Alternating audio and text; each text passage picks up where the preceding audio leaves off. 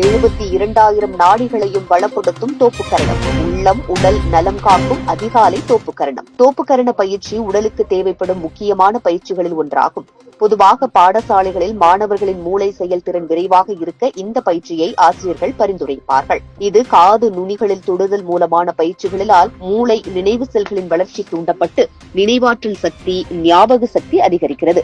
இந்த காரணத்தினால்தான் இதை மாணவர்களுக்கு கொடுக்கப்படுகின்றது. இதை தொடர்ச்சியாக செய்ய செய்ய மூளை சுறுசுறுப்படைகிறது. மாணவர்கள் கல்வியில் எப்போதும் சிறந்து விளங்க தோப்புக்கரணம் நன்மை தரும். பெரியவர்கள் இதை செய்வதால் உடலுக்கு என்னென்ன மாற்றம் உண்டாகும்? தோப்புக்கரணம் போடும்போது நம்முடைய தோள்பட்டை அகலத்துக்கு கால் பிரித்து வைத்து நிற்க வேண்டும். பின்னர் இடது கையை மடக்கி இடது கையின் பெருவிரலால் வலது காது மடலின் நுனியை பிடித்துக் கொள்ள வேண்டும்.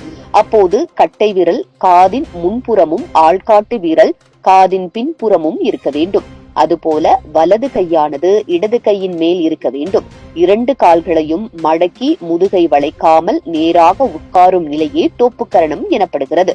இப்படி செய்யும் பொழுது மூச்சை வெளியே விட்டபடி எழ வேண்டும். இந்த பயிற்சி நாம் செய்யும் போது நம்முடைய வலது பக்க மூளை இடது பக்கத்திலும் இடது பக்க மூளை வலது பக்கத்திலும் இருப்பதால் கைகளை நாம் பிடிக்கும் போது சரியான அளவில் அவை தூண்டப்படுகின்றன. காது மடல்களை ஒட்டிச் செல்லும் நரம்புகளை நாம் பிடித்து இழுப்பதால் நம்முடைய ஞாபக சக்தி அதிகரிப்பதாக ஆய்வுகள் தெரிவிக்கின்றன. இதனால் மூளையில் இருக்கும் நரம்புகள் வலிமை பெறுகிறது. பெரியவர்கள் உட்கார்ந்து எழுந்து இதை செய்யும் போது காலில் இருக்கக்கூடிய சோழியஸ் என்ற தசை இயங்கி இரத்த ஓட்டம் சீராகிறது. இதனால் அனைத்து உறுப்புகளுக்கும் தேவையான ஆக்சிஜன் கிடைக்கிறது.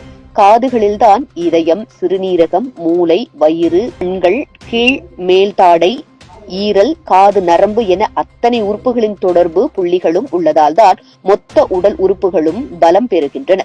அதிக நேரம் வேலை செய்பவர்கள் இதை செய்யலாம். இதனால் கால்கள், இடுப்பு, முதுகு மற்றும் கைகளில் இருக்கும் தசைகள் வலுப்பெறுகிறது. செரிமானம் அதிகமாகிறது. தூக்கமின்மை பிரச்சனை தீர்கிறது. இடுப்பில் உள்ள ஜவ்வு, எலும்பு தசைகளும் பலம் பெறுகின்றன. வைத்தியசாலையில் கர்ப்பிணிகளை தோப்புக்கரணம் போடச் சொல்வார்கள். இதனால் கருப்பை சுருங்கி விரிந்து சுகப்பிரசவம் எளிதாக நடக்கும். இதன் காரணமாக அமெரிக்காவில் இன்று தோப்புக்கரணம் தலைச்சிறந்த உடற்பயிற்சி என்று விஞ்ஞானிகளால் போற்றப்படுகின்றன. இந்த தோப்புக்கரணத்தை அதிகாலையில் சூரிய வெளிச்சத்தில் போடும்போதுதான் அதன் பலனை பெற முடியும். இது தவிர ஒருவர் ஒரு நாளைக்கு 10 தடவைகளுக்கு குறையாமல் செய்ய வேண்டும். இது இல்லாமல் தினமும் 15 முதல் 50 தோப்புக்கரணம் போடுவது பெரும் பலனை பெற்றுத்தரும். ஆனால் பெண்கள் கர்ப்பகாலம், மாதவிடாய் காலத்தில் செய்வதை தவிர்க்கலாம். இதனால் உள்ளிழுக்கும் மூச்சுக்காற்றில் உள்ள பிராணவாயு 70% மூளைக்கு சென்று உடலுக்கு புத்துணர்ச்சி, உள்ளத்திற்கு ஒரு நிலைப்பாடு கிடைக்கிறது. நம் நரம்பு மண்டலம் தூண்டப்பட்டு ஆரோக்கியம் அடைகிறோம். குழந்தைகளுக்கு மூளை செயல்பாடுகள் அதிகரித்து கல்வி, கேள்வி, அறிவு செல்வம் பெருகுகிறது.